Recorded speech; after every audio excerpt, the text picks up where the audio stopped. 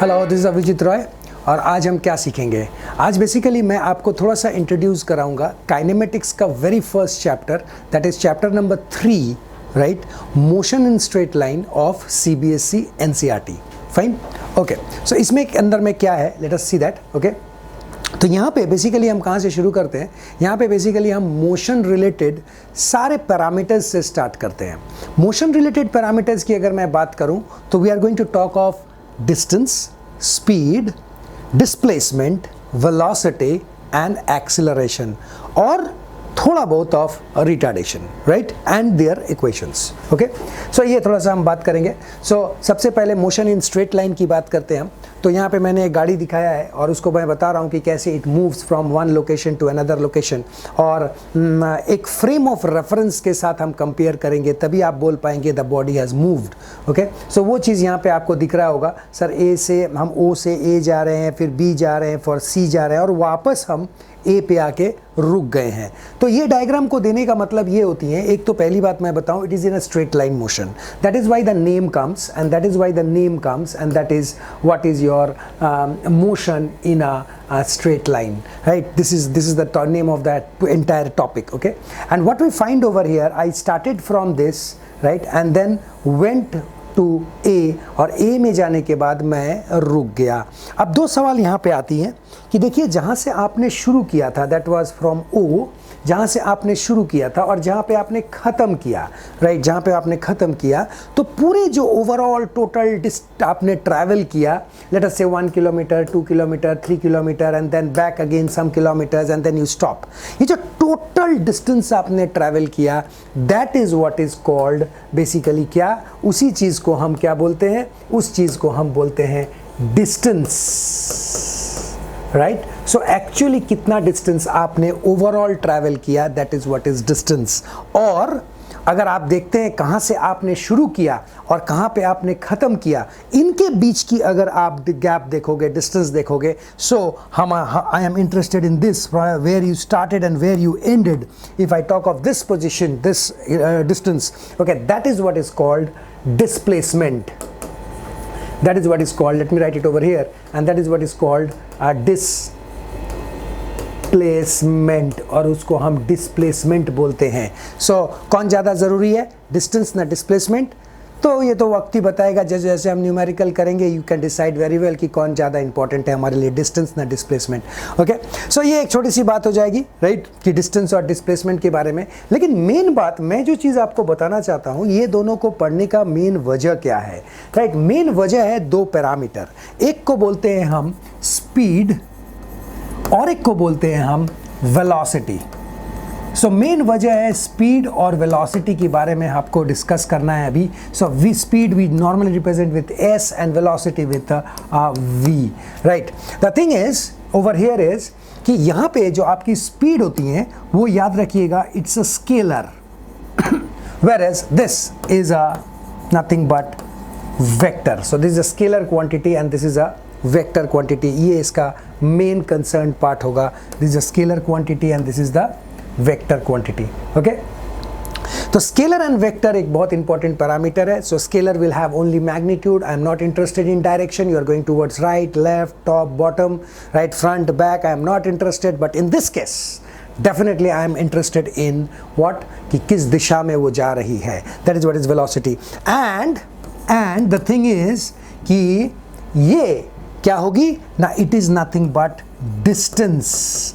मतलब पूरी तरह से हम देखेंगे कहाँ कहाँ आप गए, राइट, और पूरे डिस्टेंस की समय, वो जो हम ऊपर गए थे ऐसे घूम के फिर वापस आए, सब distance 1 kilometre, 2 kilometre, 4 kilometre, all of them will be added and that is what is distance. Okay, distance by time, and this is velocity which will be nothing but the shortest path, displacement by time, right, displacement by time. इसका मतलब ये भी हमारा वही concept है, लेकिन यहाँ पे द शॉर्टेस्ट पाथ देखेंगे हम, कहाँ से शुरू किए थे, कहाँ पे ख़त्म किए थे, उसकी distance, right, that is what is called displacement. Okay, that means if you see very carefully, here we can write d by t, and here this is my scalar, right, this is my scalar, and therefore distance को भी scalar ही होनी है, because समय भी scalar है। तो right hand side, left hand side all are scalar, no problem at all. लेकिन यहाँ पे प्रॉब्लम है, यहाँ पे प्रॉब्लम ये है कि जो आपकी डिस्प्लेसमेंट है वो डिस्प्लेसमेंट लेकिन वेक्टर है, और डिस्प्लेसमेंट जब वेक्टर हो जाएगी तो आपकी वेलोसिटी को भी वेक्टर होनी उसकी मजबूरी है, because time is a scalar quantity. Right hand side, left hand side should be satisfied. Okay, dimensions में हमने सीखा था पिछले लास्ट यूनिट में। Okay, so therefore vector right is nothing but what? Velocity. And remember one trick, both of them starts with v.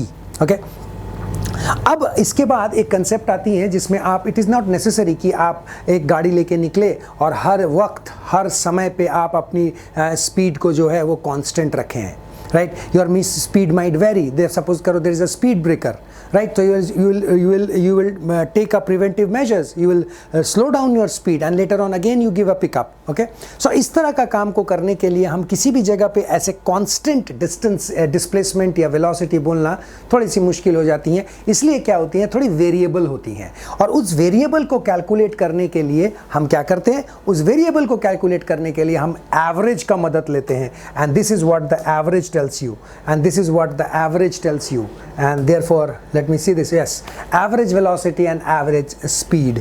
So average का concept कैसे आएगी? So ये यहाँ पे आपको v is equal to, suppose I say distance by time, so you will take all the distances of a particular section. जैसे मैं बोला एक पर्टिकुलर जगह में v1 और उसका टाइम कितना था t1, उसके बाद क्या लेंगे v2, टाइम कितना था t2, उसके बाद क्या लेंगे v3, उस टाइम कितना था t3। कुछ इस तरह से हम काम करेंगे, राइट।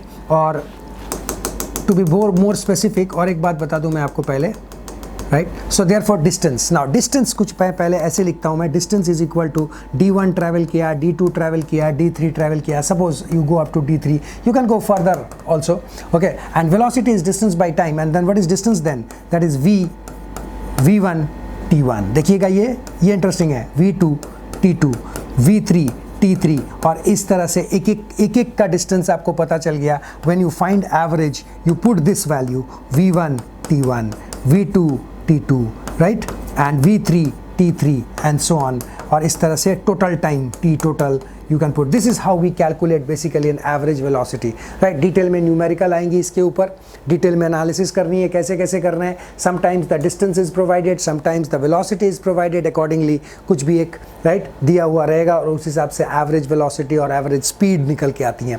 Fine, okay. और एक बात ये चीज़ से मैं समझाने का कोशिश किया कि एक्चुअली कि डिस्प्लेसमेंट और पाथ लेंथ या फिर डिस्टेंस का क्या रिलेशन होती हैं। तो एक एक्सिस से जीरो से शुरू करते हैं, राइट साइड जाते हैं, लेफ्ट साइड जाते हैं, and at the end of the day you calculate the shortest path, that is what is displacement. Okay, so कुछ इस तरह से काम करते हैं। Then you also have this instantaneous. अब अगर यूनिफॉर्म भी नहीं है, ये बदलती हुई रह रही हैं, हर वक्त बदल रही है, जस्ट लुक एट दिस, कोई सिस्टम नहीं, कोई सीक्वेंस नहीं, रैंडमली कुछ इस तरह से बदल रही हैं, तब क्या करेंगे? Under that condition we are going to use a concept called instantaneous. उस वक्त क्या थी, एट दैट पर्टिकुलर टाइम क्या थी, that is what is instantaneous velocity and instantaneous speed. Okay, so this is expressed in kilometre per hour, it may be converted into metre per second also, and meter per second can also be converted to hours. Okay, so इस तरह से ये बात हो जाती है, और यहाँ से दो फॉर्मेट्स जन्म लेती हैं। One is called velocity and another one is called acceleration. So जब मुझे x पता चल गई, डिस्प्लेसमेंट पता चल गई, जब मैं उस डिस्प्लेसमेंट का रेट को मेजर करता हूँ उसको मैं बोलता हूँ velocity. So this is what is rate of change of क्या, displacement, and therefore you can definitely write with respect to derivative also, so dx by dt, right.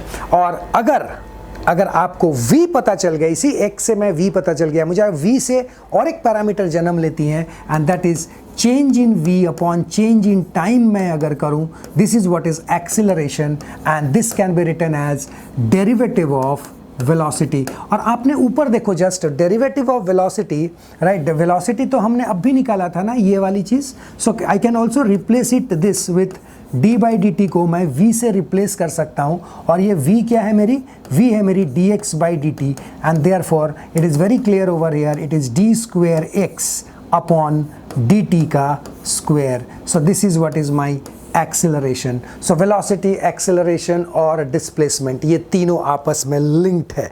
And how they are linked basically, X से लेके, displacement से लेके मुझे velocity मिलती है और velocity से मुझे एक्सेलरेशन मिलती हैं. और अगर डिफरेंशिएशन के फॉर्म में देखोगे तो this is dx by dt and this is double derivative of this displacement, right. So this is one form. और अगर मैं इसको v के फॉर्म में देखता हूँ, so therefore this is also dv by dt. सो ये पूरी काइनेमेटिक्स की पहली स्टेप होती हैं जो आपको जाननी पड़ेगी, वेलोसिटी, एक्सेलरेशन और इसका. फाइन, ठीक है.